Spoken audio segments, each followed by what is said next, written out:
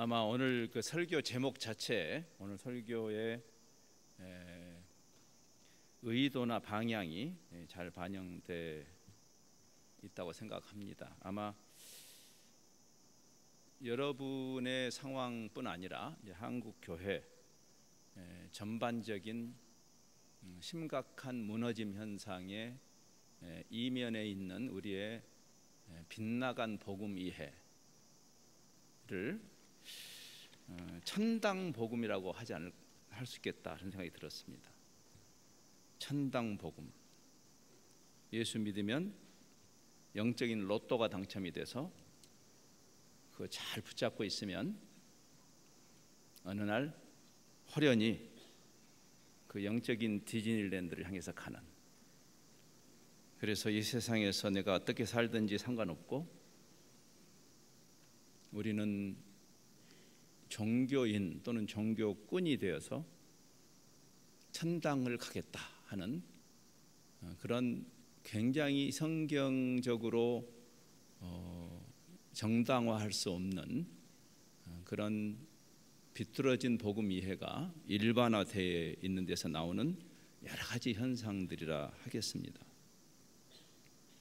제자도를 대단히 강조하는 전통적으로 역사적으로 사랑의 교회 입장에서 제자를 부르시는 이 문맥에서 예수님이 그 사역을 시작하자마자 제자들을 부르시는 이 중요한 예수님의 사역의 가장 기초가 되는 이 마태복음 4장, 그래서 우리가 다시 생각해야 봐야 할 중요한 기독교 신앙의 본질, 거기서 복음을 어떻게 정의하는가를 좀 생각해 보는 시간이 되면 좋겠습니다.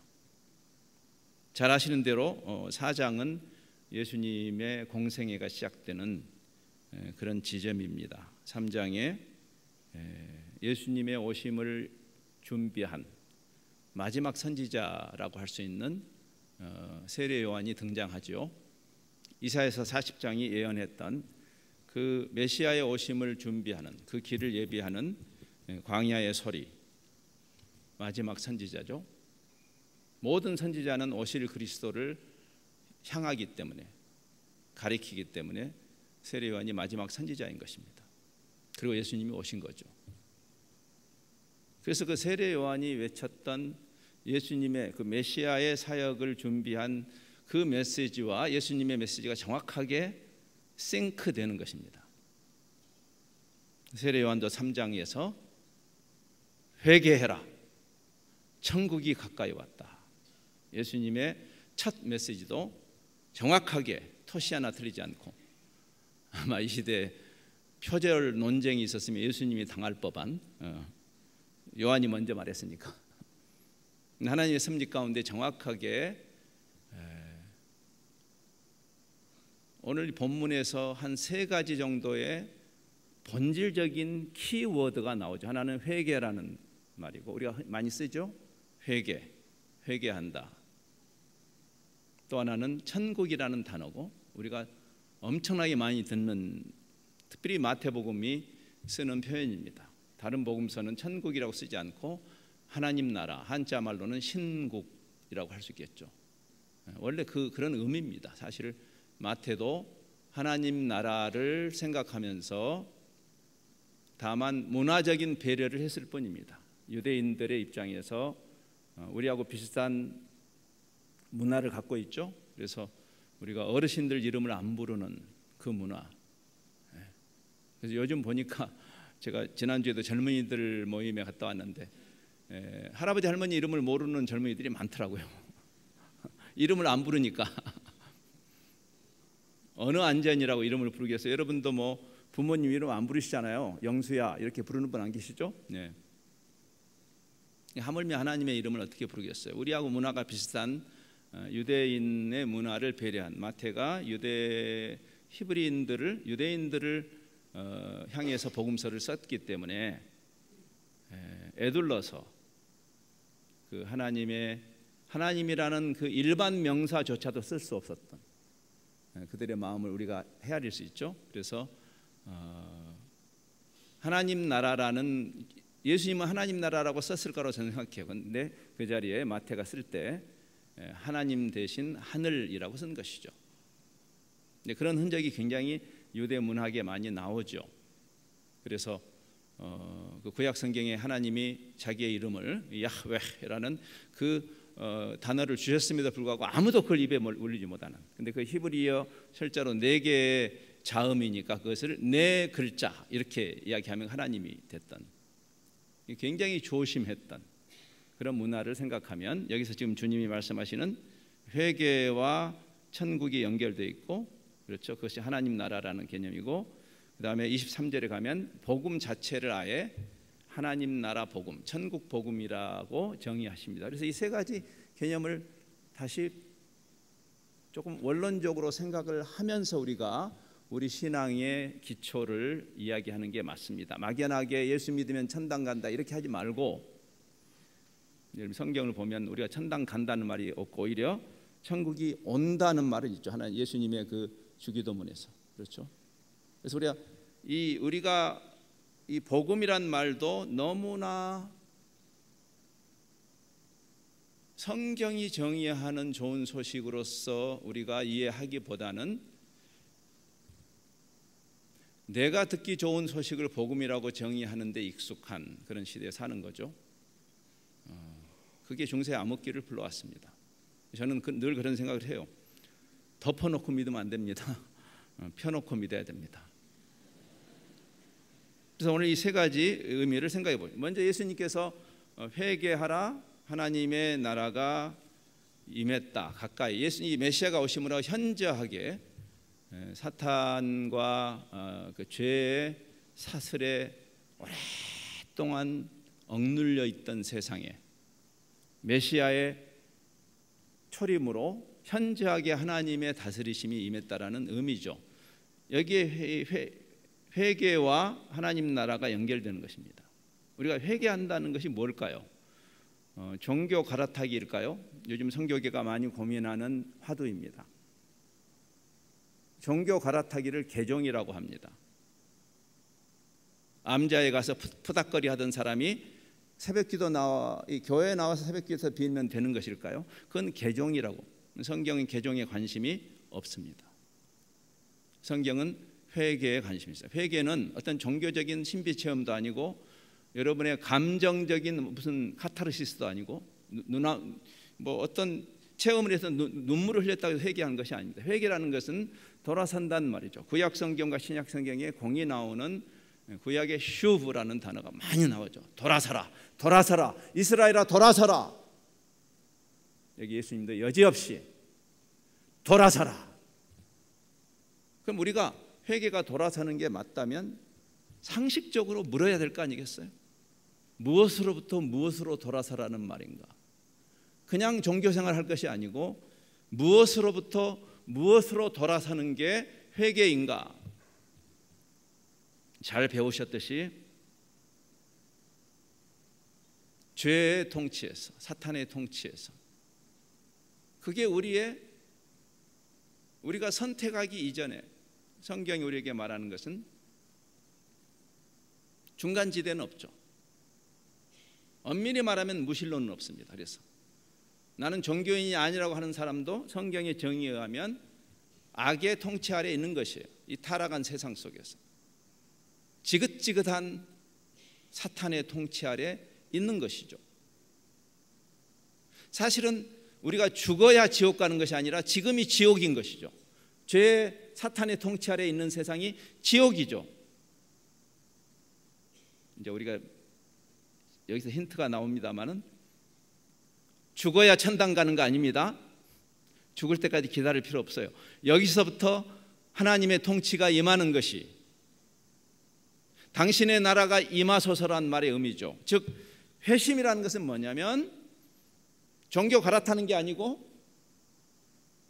우리가 우스갯소리로 여전히 한국에서 가장 가장 큰 종교로 분류되는 종교가 불교인데, 여러분 불교 표시를 생각해 보세요. 그렇죠? 그것도 펴보세요. 십자가 됩니다. 이게 폈다 구부렸다 폈다, 지금 이렇게 갈아타기 하자는 이야기가 아니잖아요. 돌아서는 것인데 천국을 향해서 근데 그것은 천당을 향해서가 아니라 하나님의 통치를 향해서 돌아선다는 말이죠. 추상명사를 다른 말로 번역하는 게 어렵습니다. 그래서 그 중에 하나가 이 킹덤이라는 나라라는 말입니다. 그 시대, 구약 시대에 그들이 그 나라라, 우리말로는 나라라고 번역된 그 단어를 들었을 때 그들은 어떻게 이해했을까? 또 이 신약 성경이 기록되던 그릭 말로 그 단어를 들었을 때, 이 바실레이아라는 단어를 들었을 때 그 당시 사람들은 그 하나님의 나라라는 그 나라라는 말을 들었을 때 어떻게 이해했을까? 보통 우리가 흔히 이런 말을 하죠. 한 나라의 3대 구성 요소가 있다. 그래서 국민, 영토, 주권 이렇게 말하잖아요. 예. 근데 아마 우리가 나라라고 번역한 것은 이것은 오역은 아니고 잘 번역한 것이고 제가 거기에 딴지 걸 마음은 없지만 번역이 되는 순간 아마 이 3대 요소 중에서 우리 한국 사람의 심성에는 영토가 우선적인 개념으로 왔던 것 같습니다. 영토. 조상 대대로 부동산에 한맺힌 민족이다 보니 그래서 천당이라는 개념이 나온 거예요. 저는 이것을 부동산 신학이라고 그렇게 명명합니다. 그래서 천당 가겠다는 거 다들. 여기 왜 있는 거예요 그럼?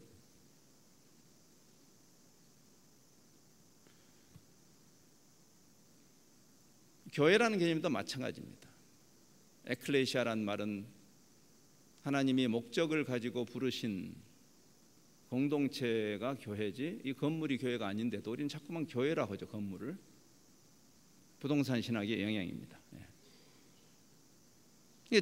적어도 처음에 두 개의 키워드, 이 회개하라, 하나님 나라, 이 연관성을 이해해야 돼. 우리가 예수님을 따르고 믿는다는 의미는 천당 가는 급행 티켓 하나를 받는 의미가 아니고 그분의 통치를 향해서 가는 것이죠. 내가 더 이상 악의 통치를 받지 않겠다. 돌아서겠다. 이분의 통치, 만유의 창조자의 통치를 받겠다. 내 오장육부를 친히 만드신 그분의 통치로 나는 돌아서는 것이 회심이죠. 그래서 복음이 복음인 이유는 예수 믿고 만사형통이어서 복음이 아니고 예수 믿고 소원 성취 대박 터지는 그런 복음이 아니라 내가 예수 믿었더니 전 국민이 원하는 강남에 살게 된 게 복음이 아니라 예수 믿었더니 우리나라에서 제일 멋있는 건물을 세울 수 있는 축복을 주셔서 복음이 아니라 만유의 주제의 통치 속으로 드디어 들어가는, 그래서 복음을 이렇게 정의하는 거죠. 하나님 나라 복음이라고. 복음이 복음인 이유는 대박 터져서가 아니라 마침내 하나님이 우리를 다스리신다고. 그게 복음이라고. 계시록에서 보는 완성된 하나님 나라의 모습이 죄야로 마침내 이제 더 이상 그 사탄을 완전히 멸하시는 불못에, 영원한 불못에 가두신 다음에 더 이상 하나님의 그 통치를 거스를 수 없는 어떠한 세력도 없는, 그래서 주야로 하나님을 우러르고 찬양하는 장면이 나오는 이유죠. 즉 천국이 천국인 이유예요. 하나님의 다스림이죠. 우리가 할렐루야를 외칠 수 있는 유일한 이유는 대박 터졌기 때문이 아니라 마침내 그분이 다스리신다. 핸델의 할렐루야 기억나시죠? 또 그가 길이 다스리시리. 할렐루야. 할렐루야의 이유입니다. 통치에 관한 것이에요. 그 바실레이아라는 단어의 사전을 열면 보통 우리가 어떤 단어를 외국어를 배울 때 그렇게 하지 않아요? 외국어를 배울 때 이렇게 읽다가 모르는 단어가 나오면 사전을 펴지 않습니까? 그러면 그 단어를 찾죠. 그 단어가 있고 거기에 그 단어의 뜻 1, 2, 3, 4, 5 어떤 게 우선적인 의미입니까? 몇 번에? 1번이죠. 1번이 영토가 아닙니다.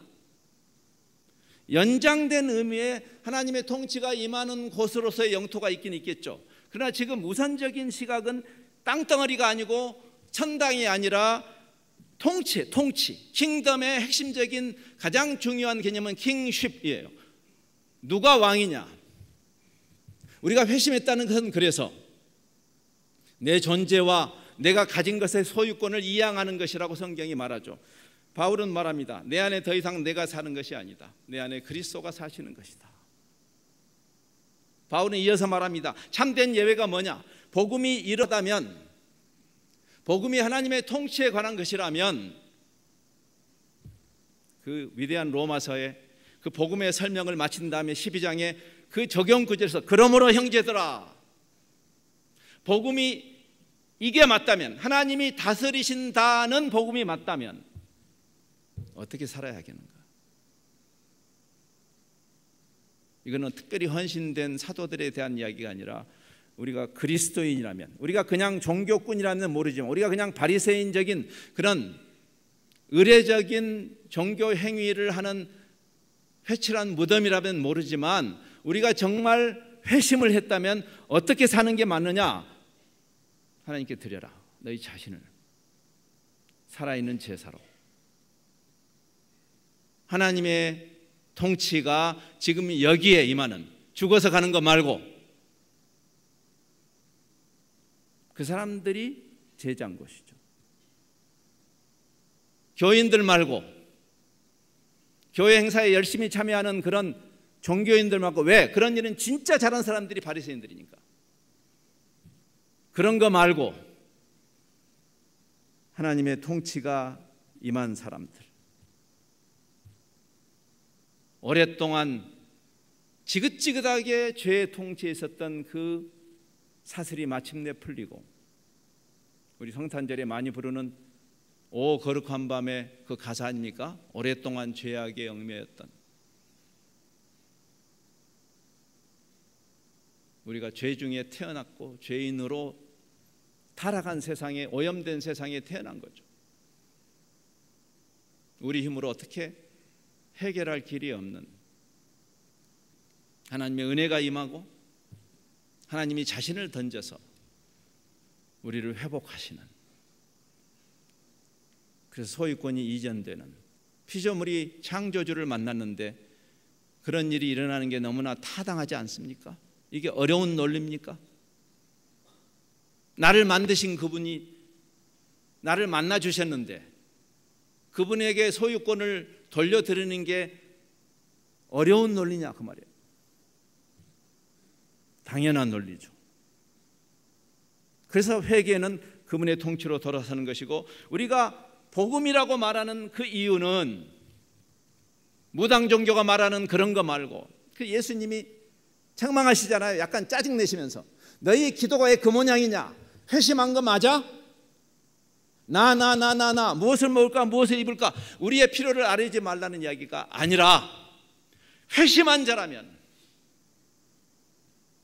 나의 소유권이 바뀐 사람들이라면, 그리스도를 주라고 말하는 사람, 큐리어스, 주라는 말이 주인이라는 말이지 않습니까? 그래서 원래 성경의 시각은 구원자라는 시각보다 앞서는 시각이 주인이라는 시각인 거 아시죠? 성경에 소테르라는, 구원자라는 단어가 신약 성경에 23번 나옵니다. 맞아요. 바울 서신에서 하나님이 예수님을 보내서 우리를 구원하셨네, 와이리 존노. 근데 거기에 초점이 있는 것은 사실 아닙니다. 우리가 엄밀히 말하면 성경의 시각은 주인이 누구냐 하는 시각이에요. 하나님이 예수님을 보내시지 않았다 할지라도, 하나님이 만일 우리를 구원하시지 않았다 할지라도 우리는 하나님을 예배하는 게 맞습니다. 왜? 그분이 우리를 창조하신 분이니까. 그래서 우리 예수님을 영접하는 것은 단순히 나를 구원하신 분 아이고 감사해요 하고 응답하는 정도가 아니고, 물론 그것도 귀한 일이지만 그러나 그것과 무관하게 그분이 나의 주인이라는 것을 인정하는 것이에요. 큐리어스. 이 단어는 신약 성경의 역본에 따라서 적게는 680번이 나오고 많게는 740번이 나와요. 성경의 시각은 원천적으로 기본적으로 주인이라는 시각이에요. 구원자라는 시각보다 훨씬 앞서는, 여러분이 예수님을 만나는 것은 천당 가는 티켓 하나 들여놓는 일이 아니고 피조물이 주인을 만나는 일이에요. 그리 돌아서라. 저는 그런 생각을 합니다. 만일 하나님이 우리를 학대하시는 신이라 할지라도, 만일 하나님이 우리를 학대하는 신, 세상에 많은 신들이 그러잖아요. 사람을 제물로 바치게 하고 하는 그런 세상의 신들을 생각해 보세요. 목을 잘라서 저기 그 마야 문명이나 아스텍 문명이나 잉카 문명을 생각해 보세요. 근데 그분이 우리를 하나님의 형상으로 만들어 사랑의 대상으로 삼으시고 자기 자신을 던지신, 어떻게 이런 사랑이 가능해요? 피조물의 경험 세계에서는 상상이 안 되는 사랑을 하신 것이죠, 하나님이. 그것이 구원이죠. 재창조죠. 망가졌으니까. 망가진 피조물이 하나님의 통치 안으로 들어오기 위해서 회복이 돼야 되니까, 구원은 회복이니까. 정인이 뭘까요? 우리가 평소에는 개차반처럼 살다가 총동원 주일날 한번 눈 질끈 감고 뛰들고 예수 천당 불신 지어가면 그게 증거일까요? 성경이 그렇게 말하나요? 여기 예수님이 제자들을 불러서 무슨 말씀을 하셨나요? 이어지는 5장에서 그 예수님의 제자도의 메시지의 핵심이라 할 수 있는 그 팔복과 산상수훈은 뭘 말하나요? 세상의 빛으로 소금으로. 왜? 우리가 하나님의 공의와 사랑의 하나님의 통치를 받는 자들이니까. 지금 여기에 하나님의 통치가 임하지 않는다면, 당신의 나라가 임하소서라는 말의 의미죠. 지금 우리에게 하나님의 통치가 임하지 않는데 우리가 종교꾼들이 되어서 세상을 변화시킨다는 말이 도대체 가당치 않은 말이죠. 처음부터 주님은 분명하게 하셨습니다. 그래서 이 복음을 향해서 제자들을 부르시는 거예요. 왜? 이게 하루아침에 바뀌지 않으니까. 우리 평생 이기적으로 살았지 않습니까? 평생 어느 날 신비체험 한번 했다고 내가 갑자기 이타적이 됩니까? 안 되죠. 제자도의 의미입니다. 켜켜이 쌓여있는 찌들은 때를 벗기기 위해서 이태리 타월을 쓰듯이, 예? 벗겨내고 성화의 과정을 가는 것이 우리의 구원론도 그래서 칭의론으로 끝나면 안 되는 이유예요. 하나님의 은혜 없이는 절대 구원에 이를 수 없지만, 그러나 구원의 목적은 회심한 제자들, 그들이 바로 증인이니까. 이 깜깜한 세상의 빛으로. 그래서 처음 팔복을 말씀하시자마자 주님이 하신 말씀이죠. 너희는 세상의 소금이라 세상의 빛이라. 그게 무슨 말일까요? 단순히 윤리도덕적인 선행주의를 말하는 것이 아니고 사랑과 공의의 하나님의 통치를 받는 우리가 어떻게 빛이 아니고 어떻게 소금이 아닐 수 있을까요? 그게 더 어렵지. 정말 여러분이 회심했다면, 사랑의 교회라면서요, 예? 하나님의 사랑의 통치를 받는 자가 어떻게 사랑이 아닐 수 있어요? 하나님의 공의의 통치를 받는 자가 어떻게 공의를 이렇게 구부려도 되는 것이에요? 교회라는 이름을 가진 집단들이 이렇게 자정 능력이 없이 하나님의 공의를 구부려도 되는 것입니까? 우리에게 그런 자유가 있는 것이에요? 하나님의 사랑과 공의의 완벽한 완성지인 그 십자가,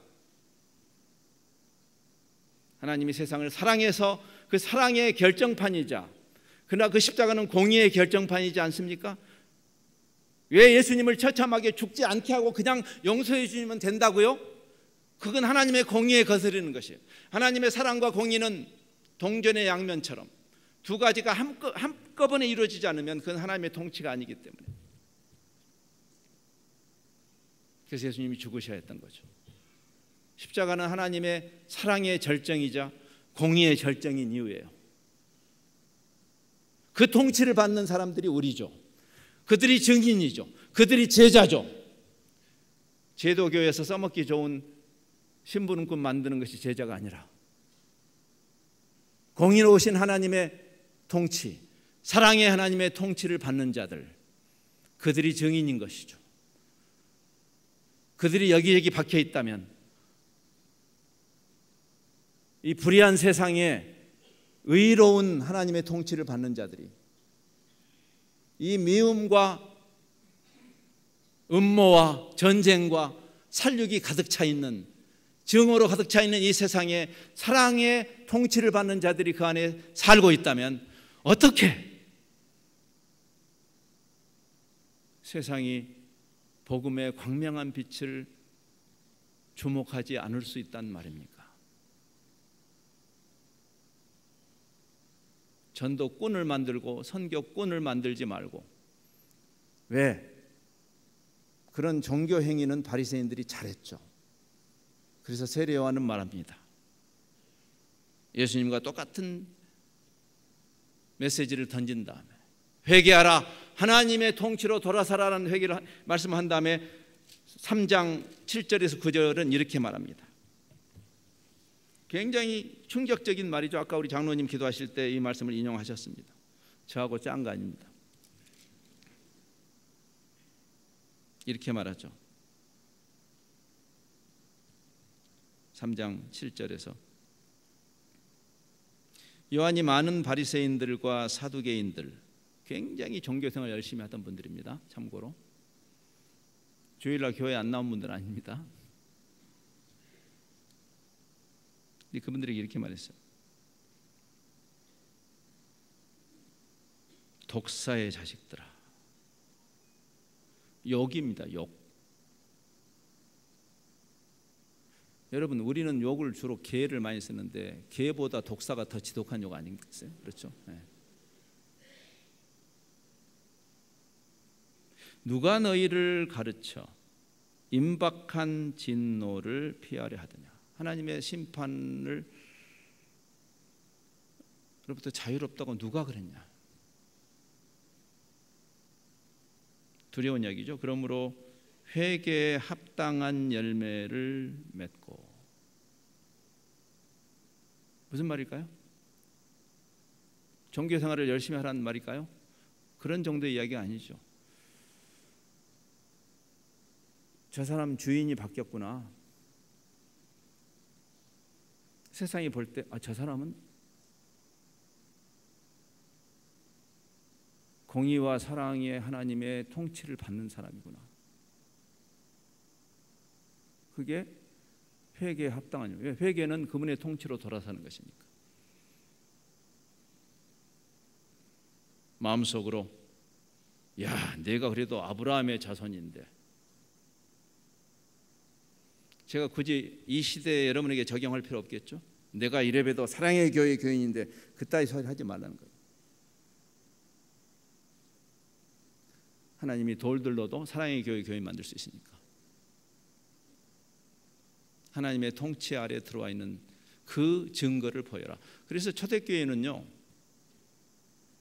함부로 세례 주지 않았습니다. 입으로 시인한다고 해서. 우리가 로마서에서 보는 대로 마음으로 믿는 것에 대한 하나의 표현이 입으로 시인하는 거죠. 근데 입으로 시인하는 것에 이전에 마음으로 내가 정말 회심을 한 사람인가, 그 사람이 입으로 시인하는 거죠. 근데 회심한 사람은 입으로 시인하겠지만 회심 안 한 사람이 입으로 시인할 수 있어요. 그래서 공동체가 그 사람을 관찰한 겁니다. 초대교회는. 짧으면 2년 걸렸다고 합니다. 짧으면. 여러분이 예수님을 만나서 내가 예수님이 나의 구주입니다라고 그렇게 고백을 한 다음에 세례받기까지 짧으면 2년 걸렸다고 합니다. 회심의 본질이라고 하는, 회심의 변질이라고 하는 초대교회를 연구한 그 알란 크라이더라는 사람이 쓴 책이에요. 일독을 권합니다. 초대교회는 회심을 어떻게 이해했는가? 회심의 변질이라는 그 책 자체가 우리에게 시사하는 바가 있죠. 제가 오늘 천당 복음이 아니라 천국 복음이다 하는 것하고 비슷한 이야기예요. 현대교회가 회심을 잘못 이해하고 있다. 종교인들을 만들고 있다. 개종자를 만들고 있다. 회심한 자들이, 회심자예요. 성경의 관점은 회심입니다.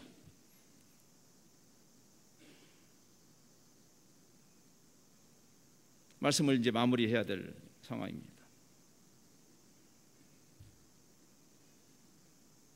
그래서 공동체가 입으로 시인한 사람들을 검증하고 겪어보고, 우리가 완전주의자는 아니지만 최소한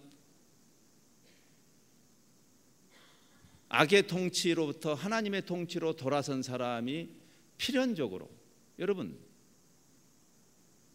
돌 감람나무가 참 감람나무에 붙었으면 하루아침에 참 감람나무는 안 될지라도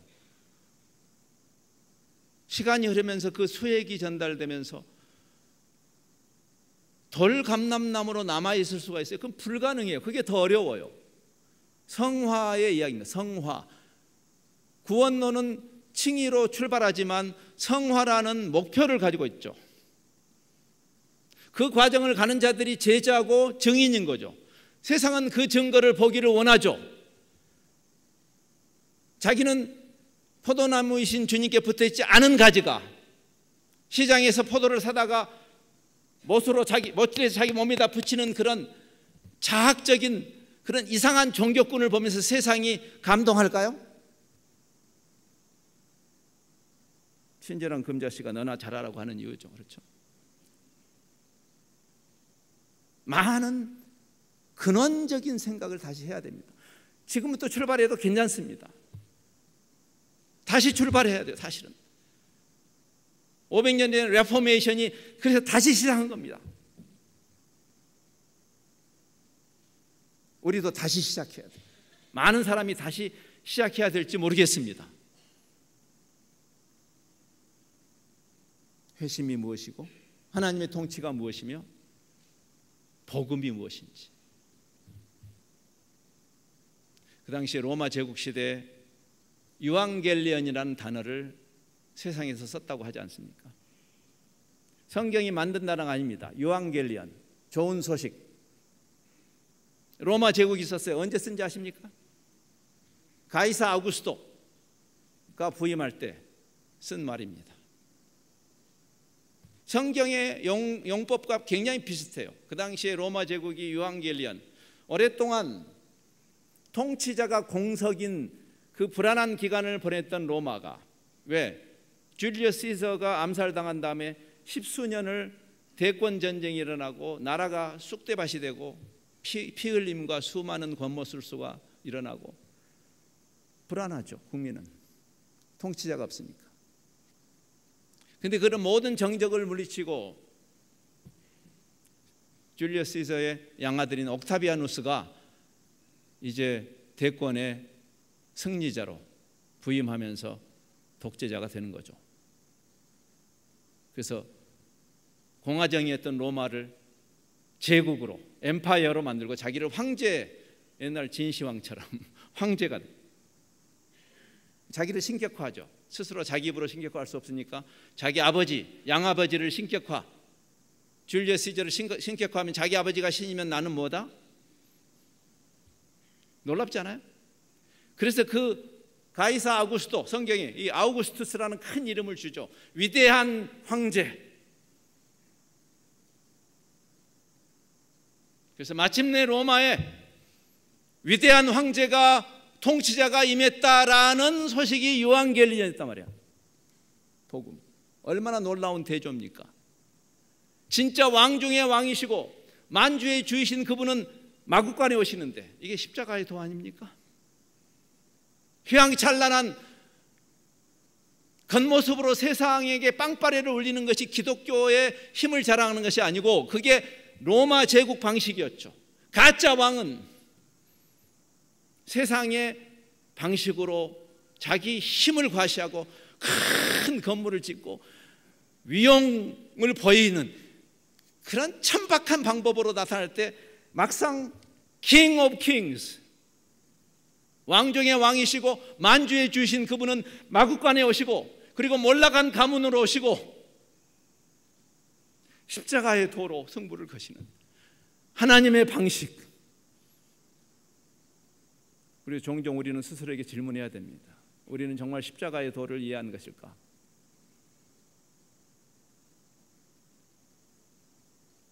강남에 사시는 여러분에게 제가 도전합니다.